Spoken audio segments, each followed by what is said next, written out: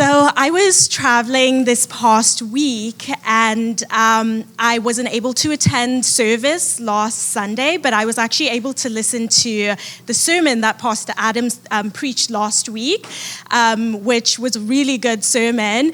But I had prepared my message before I left on my trip, and I was like, oh my goodness, there's so many similar themes in what Pastor Adam preached last week and what I'm going to preach today. It's not the same sermon, but there's so many similar themes that I feel like maybe it's just God wanting to speak into this specific area in our community and in our individual lives. And so Pastor Adam preached on Sunday, and if you weren't here last Sunday, I would highly encourage you to look for the video on YouTube or on our website. But he preached on the purpose and meaning in waiting for God.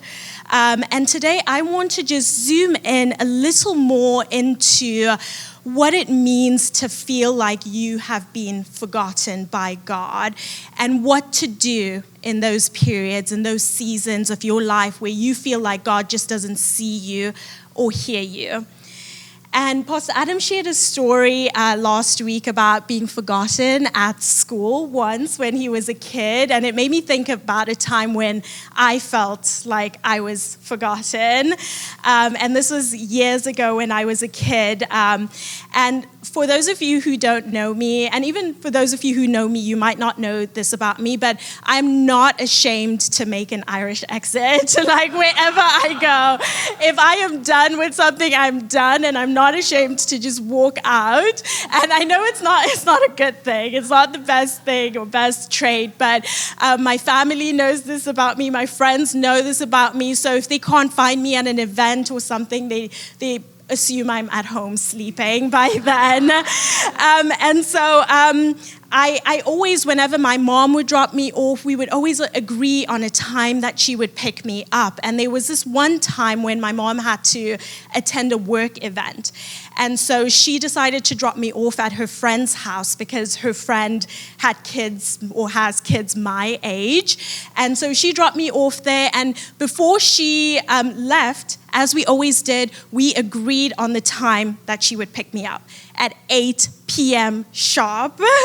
We agreed on that. And I wasn't really looking forward to being at her friend's house because I didn't really know them that well. But my mom dropped me off, she left, and I went into the house. And then something really weird happened. There was like some family drama that was happening at her friend's house. So it was just really awkward for me, and I'm caught up in the middle of this drama. So I'm ready to leave after a few hours. And I'm like, okay, my mom is almost here. It's almost 8 p.m. 8 p.m. hits.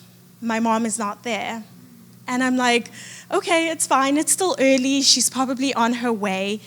8:30 p.m. hit. She's still not there. I'm like, okay, she probably got held up at her work event. 9:30 p.m. hits. And that's when I start to worry. And I'm like, what could have happened? And you know, in situations like that, when someone you always expect to show up at a specific time doesn't show up when you expect them to, our minds always go to the worst case scenario. And for me, that was like something bad must have happened to my mom on her way to pick me up, because there's no way that she could have forgotten about me. There is no way. And so I'm waiting, and my mom's friend comes into the room that we're playing in, and she's like, oh, your mom is on the phone and she wants to talk to you. And so I'm relieved. I'm like, okay, she's almost here. And I pick the phone up and I say to my mom, where are you? And she responds and she says, I'm so sorry. I got caught up at my work event and I completely forgot to pick you up at 8 p.m. And so I was like, okay, how could you forget about me, first of all? But give me a time when you're going to show up. Are you on your way? And to make matters worse, she goes on to say that since it's pretty late, I spoke to my friend and she agreed to let you sleep over and spend the night. And I was like, oh my gosh, if only she knew what was happening in this house right now. And also, how could she forget about me? And so there were a lot of things going through my mind at that time. And obviously, I'm being really dramatic, but back then it felt like the end of the world for me. In our world today, we forget about people and things in our lives, from the seemingly small things like forgetting birthdays or, special occasions, or forgetting to pick someone up, forgetting promises that we've made to people. And we think the same about God. We think that God has promised to pick me up at a specific time. And when he doesn't show up when we expect him to, we worry, we get concerned, and we tell ourselves that he's not coming, that he has forgotten about us, that maybe he has better things to do. Some of us have been praying, crying out to God, waiting for breakthroughs in our lives, waiting for healing, where to the point where the waiting is starting to maybe feel really heavy. Maybe you're feeling really tired, and you're wondering if God still hears you and if he still remembers you. But thank God that the Bible reminds us time and time again that God has not forgotten about you, that we serve a God who is not distracted. We serve a God who is not done with you. We serve a God who has not overlooked you. We serve a God who remembers his promise, and we serve a God who remembers you personally. So I've titled my sermon today, God Hasn't Forgotten About You. And the passage I'd like us to dive into today is found in Mark 5, 35 to 42. That's Mark 5, verses 35 to 42. I'll have the text up on the screen, but if you prefer to use a physical Bible, we have some to my left as well. And it reads, "While Jesus was still speaking, some people came from the house of Jairus, the synagogue leader. 'Your daughter is dead,' they said. 'Why bother the teacher anymore?' Overhearing what they said, Jesus told them, 'Don't be afraid, just believe.' He did not let anyone follow him except Peter, James, and John, the brother of James. When they came to the house of the synagogue leader, Jesus saw a commotion with people crying and wailing loudly. He went in and said to them, 'Why all this commotion and wailing? The child is not dead, but asleep.' But they laughed at him.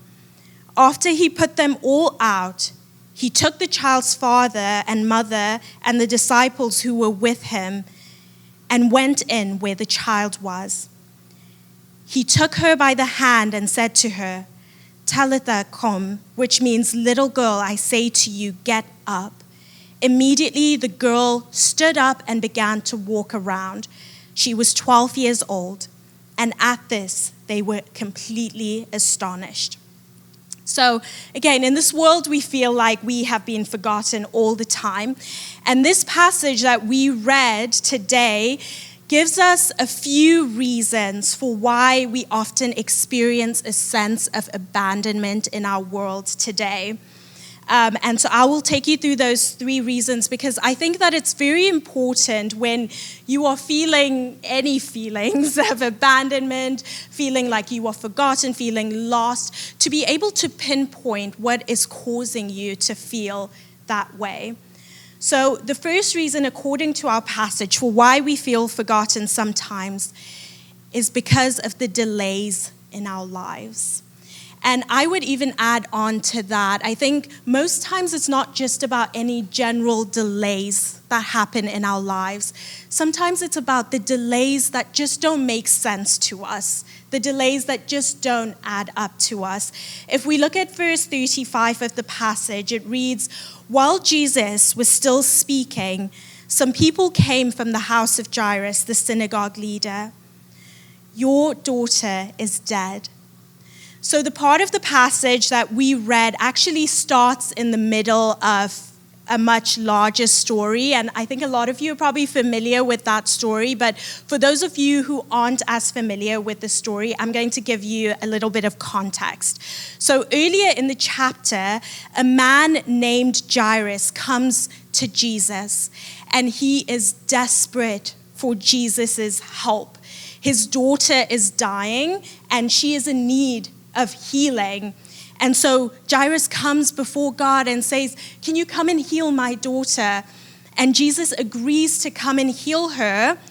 But along the way, he is interrupted by a woman who is also in need of healing. And what actually happens is that this woman just touches the cloak of Jesus and she is healed.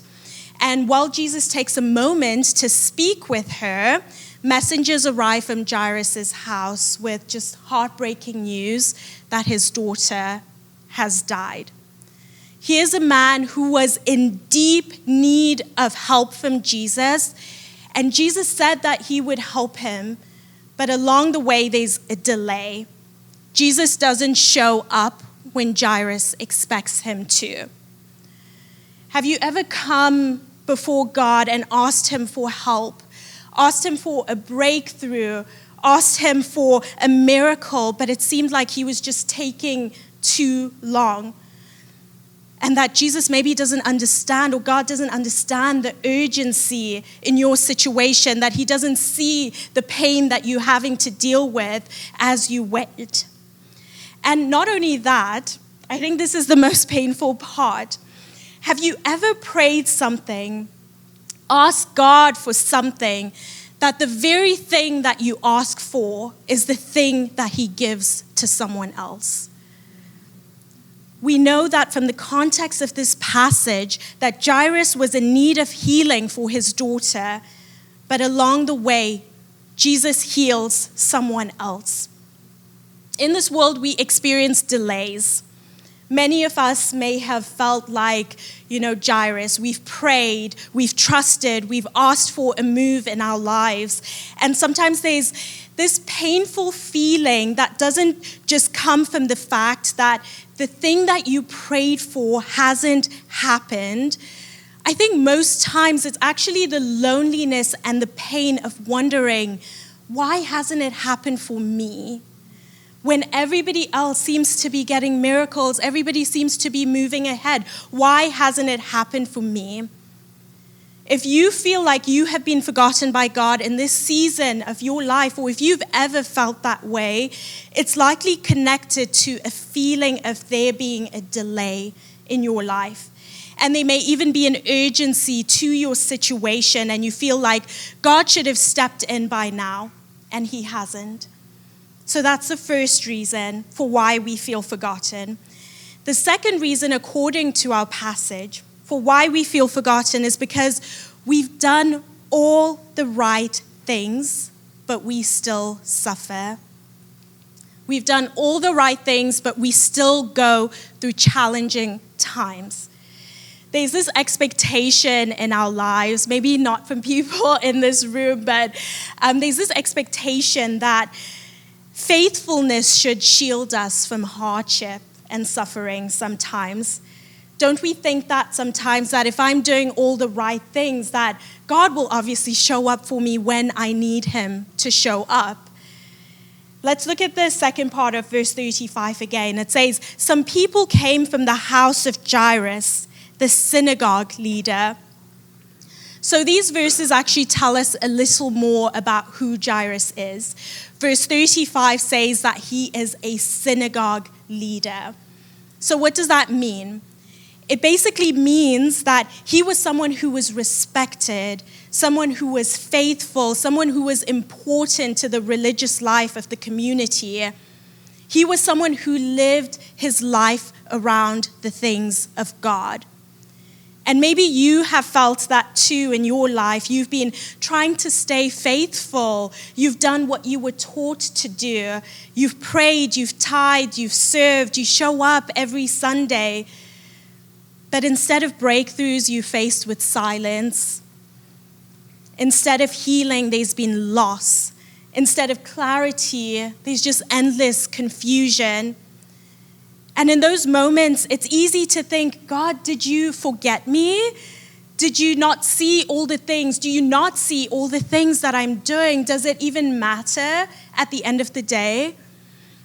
And sometimes I think it can even be the other way around, maybe where you haven't done all the right things in your life.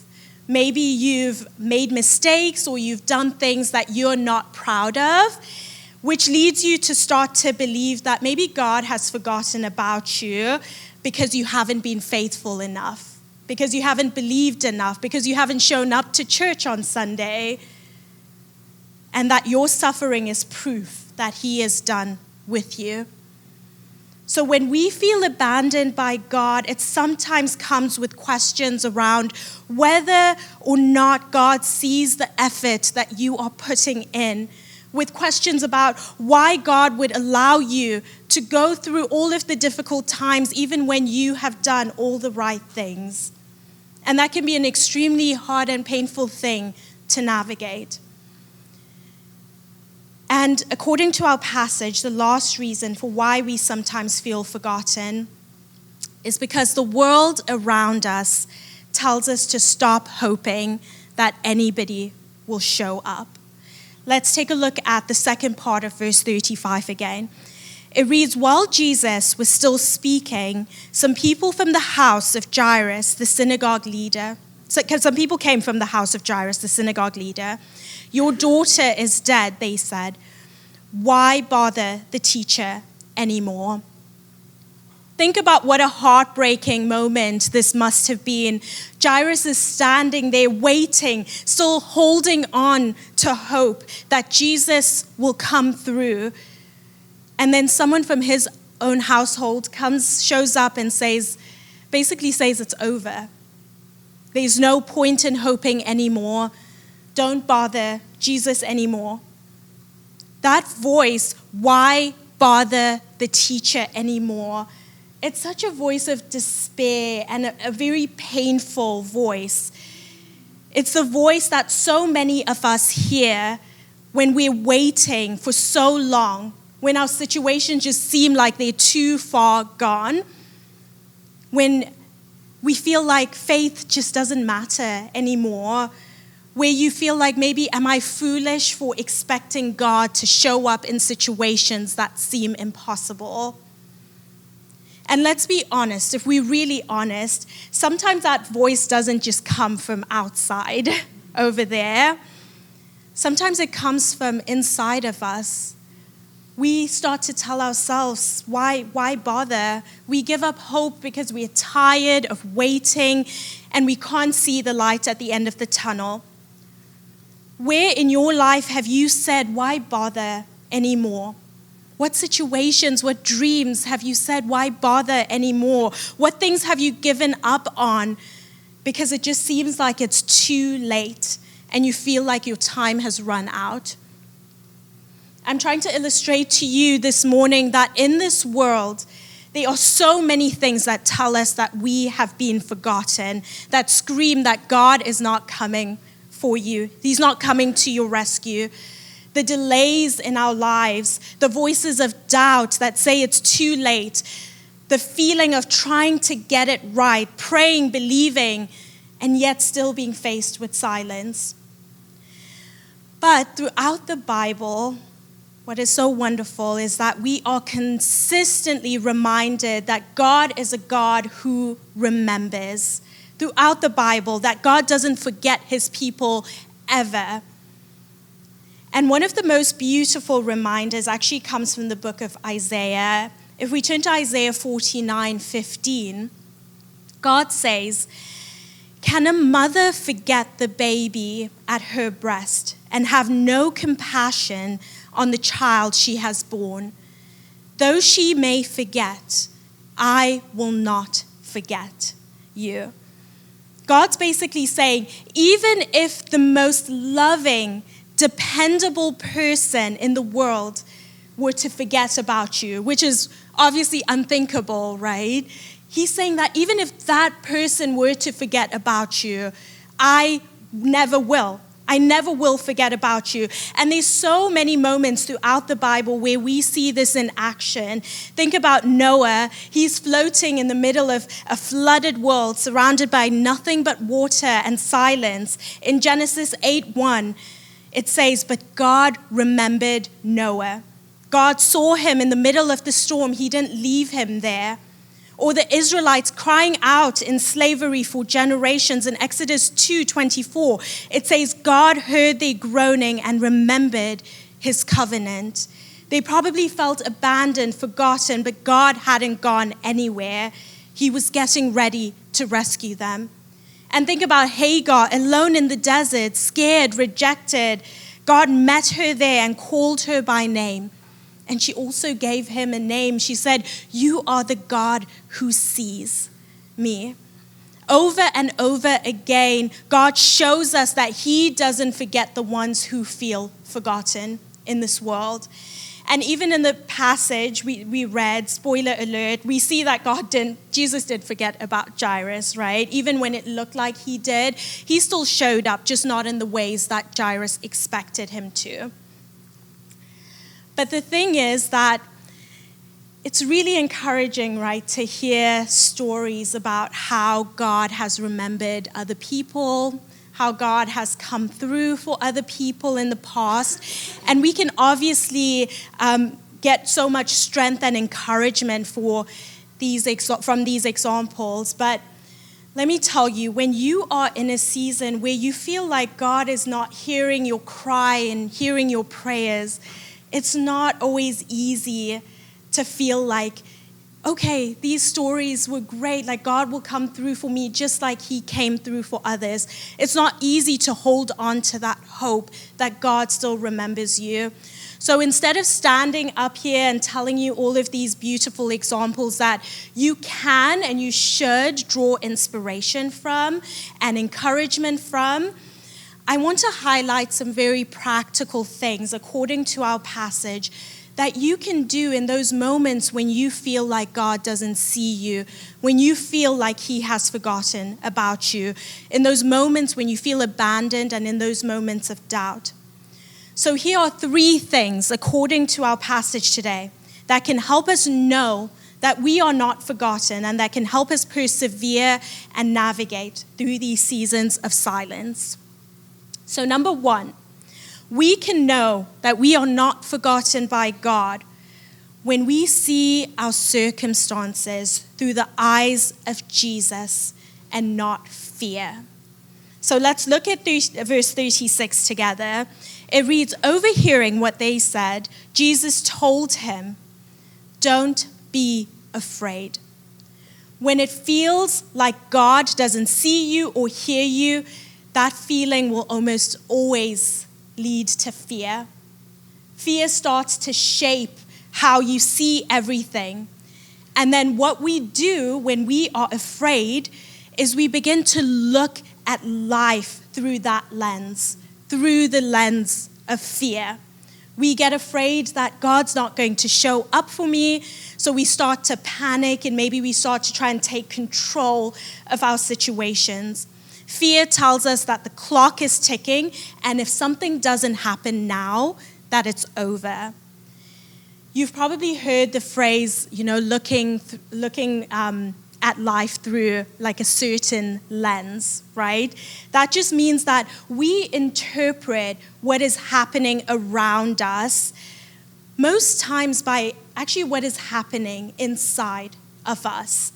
And when we are afraid, fear starts to become that internal filter that we use. It becomes the lens that we look through to make sense of our circumstances. So fear shifts the way that we interpret our situation. So a delay, what does fear say? Fear says God's ignoring you. Someone else getting blessed, fear says that should have been you. A door closing, fear says you've missed your chance. And once that lens sets in, what happens is that our own personal decisions start to follow. We start to rush things that God asked us to wait on. We walk away from what we were called to stay in. We settle because we're afraid that the better thing we hoped for is not going to come. And the truth is that when you are afraid, it's hard to wait. That's just the truth. That's just the reality. It's hard to believe that God still has a good plan when we are not seeing any signs of it. But here's the invitation Jesus gives us, just like he gave Jairus in this passage. In verse 36, he says, "Do not be afraid, just believe." He's inviting us here to swap lenses, to stop seeing our situation through the eyes of fear and start seeing our situation through the eyes of faith, through his eyes. Eyes that see beyond what we see, beyond the delay, beyond whatever it might be, beyond the heartbreak, beyond what looks like a dead end. And I want us to also look at verse 39 of our passage really quickly. It reads, "He went in and said to them," this is Jesus speaking, "Why all this commotion and wailing? The child is not dead, but asleep." Everybody in this passage saw Jairus' daughter's death as a dead end. But what does Jesus say? He says she's just sleeping. He's obviously seeing something different. Everybody else in the room saw Jairus' daughter as dead. They had already moved into mourning. They had already decided that it was over. But Jesus walks in, he looks at the exact same situation, and he has a completely different interpretation of what is happening. And what do? They laughed at him, because what he said did not match what they saw. And everybody, be honest this morning. If that happened today, we all would have laughed at Jesus. We all would have done the same thing. Because how often do we do that? How often do we look at a situation in our lives, a dream that hasn't happened, a door that's closed, a prayer that hasn't been answered, and we say, it's done, it's dead, I missed this moment. Maybe you stopped praying, you've stopped hoping, you've settled into mourning, maybe not outwardly, but inwardly. You assume it's over because it looks like it's over. But in those exact moments, Jesus invites us to do something different. He invites us to see things like he sees them. And in this passage, everyone, through their limited lens, they saw Jesus only as a healer. They thought that is who Jesus wants, that's what he wants us to see. But through seeing the way that Jesus sees, he was trying to show them that he is more than a healer, that he is a resurrector. What if instead of jumping to it's over, God has forgotten about me, we asked God, what are you doing right now that I can't see? What are you trying to teach me or show me in this delay? Where are you calling me to grow in this waiting season? What are you trying to teach me about who you are?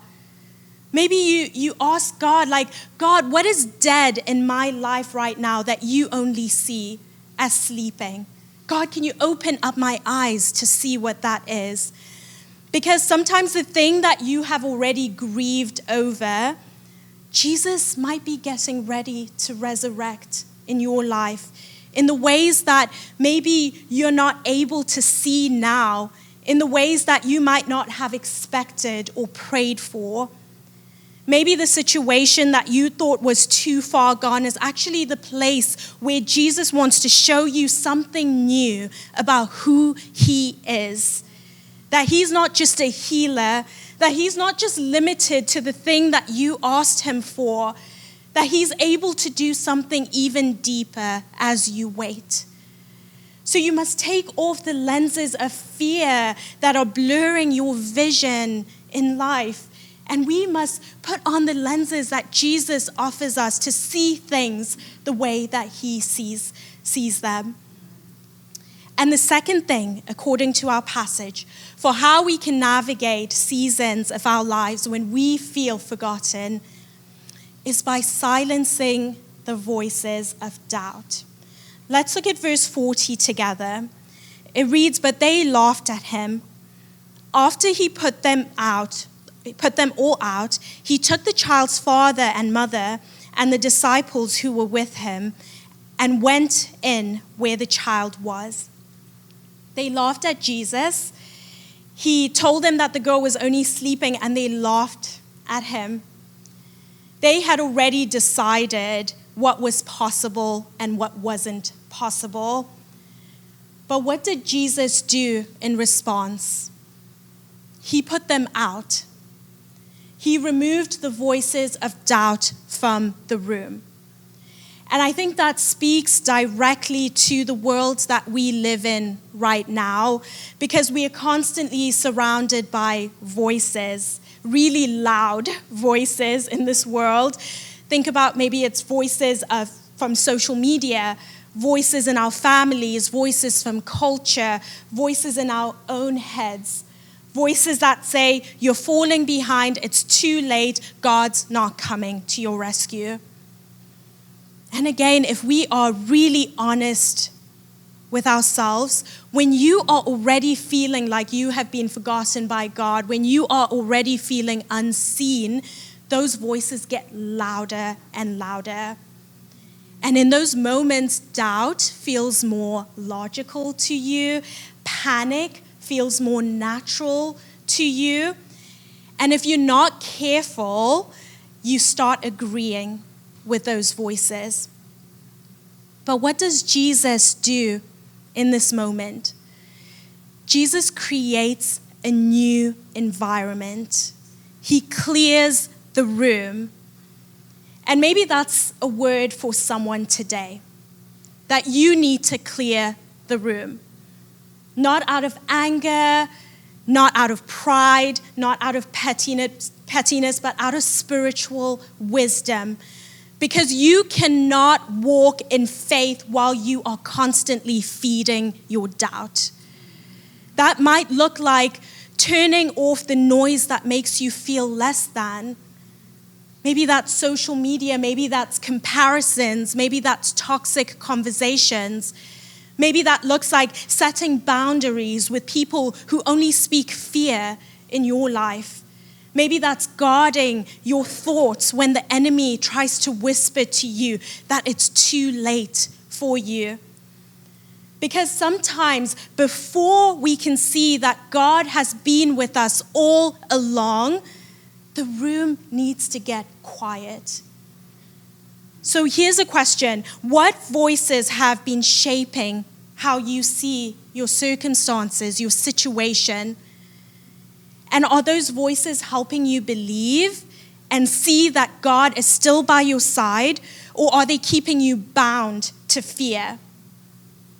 You need to seriously ask this and to ask God to give you wisdom to know which voices are not helpful in your life and to give you courage to lower those voices. And the last thing, according to our passage today, for how we can navigate seasons when we feel unseen, abandoned, forgotten by God, is when we believe in what God has already done for us. Let's go back to the second part of verse 36. Jesus turns to Jairus and says, "Don't be afraid. Just believe." Now that's simple, right? Just believe. Just have faith. When people say that to me, oh, my blood boils. Just have faith. It's as simple as that. But when you are facing heartbreak, when you are in the middle of your waiting season, when your situation looks dead, that can feel very vague and sometimes even frustrating. Like, believe what exactly? Right? But Jesus didn't say this lightly in this passage. He wasn't giving Jairus a shallow pep talk. He was inviting him to trust a perspective bigger than what he could see. The people in this passage, they needed proof that Jesus was still with them. But guess what? For us, because we live on the other side of the cross and resurrection of our Lord Jesus, we have already seen the proof. We know who Jesus is, not just a healer, not just a good teacher, but the Savior who defeated death itself. This is what we are to believe in. We have the proof. And not only that, we know that Jesus also experienced feelings of abandonment in his life. On the cross, in so much pain and agony, as he took on the sins of the world. In Matthew 27, verse 46, Jesus cries out, my God, why have you forsaken me?" That wasn't just a moment of pain. That was Jesus stepping fully into our human experience of feeling forgotten, of crying out and seemingly hearing nothing back. But even more than that, it was a transaction, such a divine transaction. Jesus took on our separation. He entered into true forsakenness so that we could live with the unshakable truth that you are never alone, that you are never forgotten. So now when you feel abandoned by God, when it feels like heaven is silent, when you're watching something in your life die or fall apart, you don't have to guess whether God cares. You can look at the cross and remember he already proved he does. You can look at the empty tomb and you can say, I have seen what God can do with something that looks dead. So if you don't believe this to be true for you personally, if you don't believe in the death and the resurrection of our Lord Jesus, we will keep feeling like we're still waiting on God to show up in our lives. But when you truly believe in what Jesus has done for you, we stop trying to interpret God's love based on our circumstances. Instead, we start interpreting our circumstances through the truth of his love. You know, we'll begin to say, God, I don't see the full picture, but I know that you are with me.